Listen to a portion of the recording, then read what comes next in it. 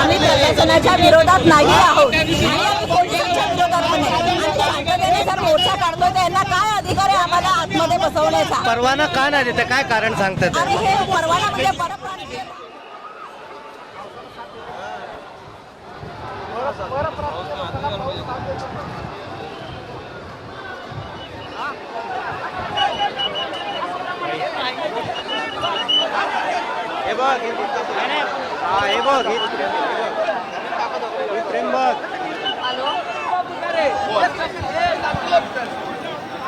आपण या ठिकाणी बघतोय कार्यकर्त्यांसोबत सामान्य जनतेला सुद्धा या ठिकाणी आता ताब्यात घेतलं जात आहे आणि त्यामुळे आक्रमकता जी आहे ती वाढतच चालली असल्याचे आपल्याला बघायला मिळते. एकंदरीत या ठिकाणी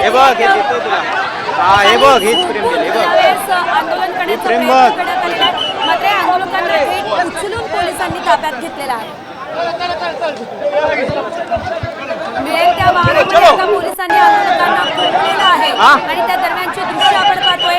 केवळ पोलिसांचंच वाहन नाही तर काही ठिकाणी बस, काही ठिकाणी रिक्षा, काही ठिकाणी चारचाकी मिळेल त्या वाहनामध्ये पोलिसांनी आता या आंदोलकांना कोंबलंय.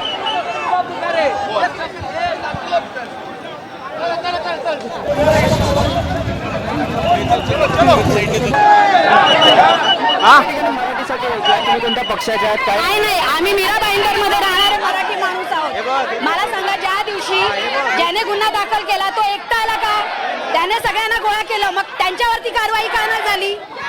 आज आम्ही मराठी माणूस एकत्र आल्यावर तुम्ही कारवाई करता, तेव्हा तो एकटा आला का? कोण तो? त्याने सगळ्या त्यांच्या समाजाच्या लोकांना एकत्र केलं, मग आम्ही काय एकत्र येऊ नये?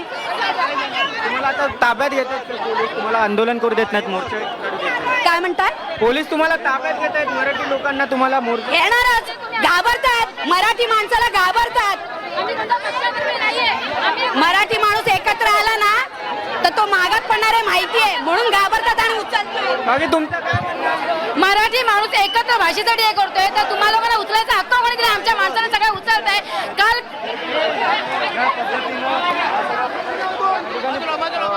पोलीस आहेत तर इथलं मराठी नागरिक जे इथले स्थानिक आहेत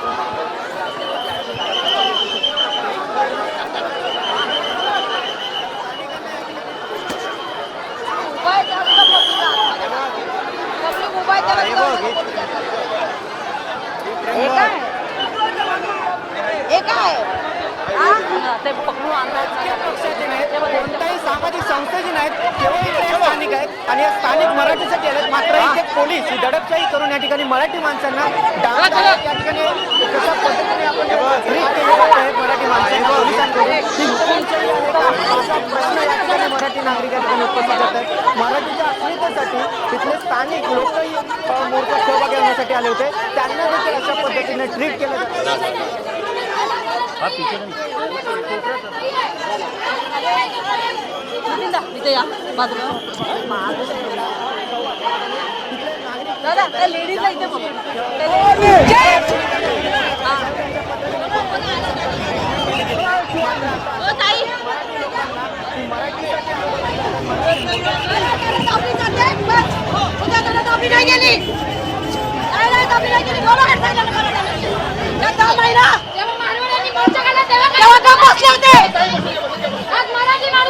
मराठी माणसाला दम नाही आहे.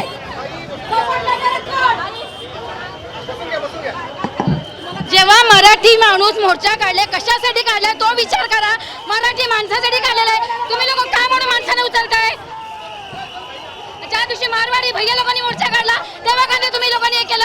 आज काय करतायत?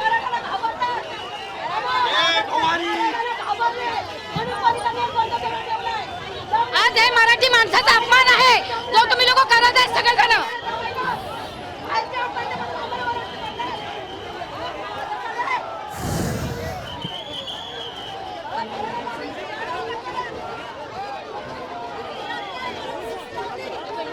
मराठी लोक दाबून ठेवली या लोकांनी, म्हणून या सगळा बंदोबस्त केलाय. फक्त राजनीती चालली यांची, राजनीती. इथे आमचं फक्त मराठ्याचं अस्तित्वाचं होतं, इथे कोणी नव्हतं. इथे मारामारी करायला आलतो आम्ही, इथे उभे आहेत. जबरदस्ती आम्हाला गाडीमध्ये टाकली जाते, जबरदस्तीने. विचारतोय पत्रकाराने मला प्रश्न विचारला तर माझा अधिकार आहे ना जे काय आहे ते मत मांडायचं.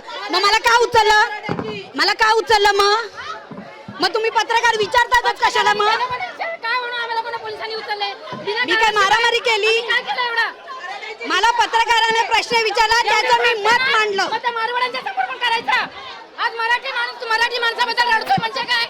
धक्काबुक्की करून काय अधिकार आहे ना धक्काबुक्की करून हात शिरायचा?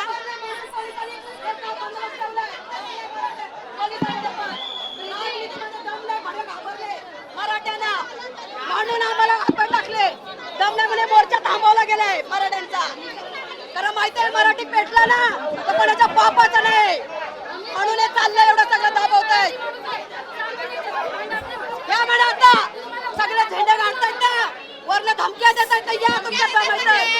या म्हणा कमावता वय नाही ते आमच्या राष्ट्रात, या महाराष्ट्रामध्ये बाहेरला दम करून दाखवतो बाय का?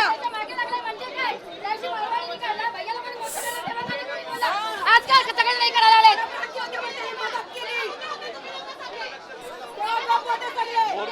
त्यामुळेच जो काही दिवसांपूर्वी जो मोर्चा झाला त्या मोर्चाला अशा पद्धतीने त्यांना त्यांची ताकद दाखवण्यासाठी सहजरित्या पोलिसांनी परवानगी दिली.